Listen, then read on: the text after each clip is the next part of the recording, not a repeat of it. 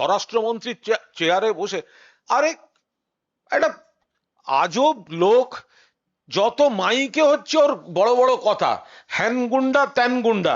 যখন ওকে পুলওয়ামার লোক জঙ্গিরা ঢুকে মেরে যায়, তখন গর্তে ঢুকে বসে থাকে ইঁদুরের মতো। অমিত শাহর গুন্ডামি হচ্ছে ইঁদুরের গর্তে ঢুকে থাকা ইঁদুর।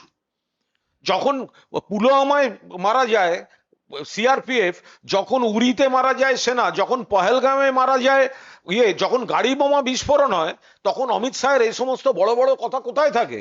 অমিত শাহ বাংলায় গুন্ডামি দেখাতে আসছেন?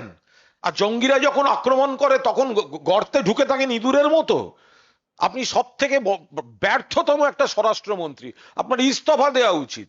আপনি সীমান্ত সামলাতে পারেন না, আপনি সেনাদের প্রাণ রক্ষা করতে পারেন না, আপনি পর্যটকদের প্রাণ রক্ষা করতে পারেন না, এসছেন এখানে বড় বড় কথা বলতে। ঢাল নেই, তরোয়াল নেই, নিধিরাম সর্দার।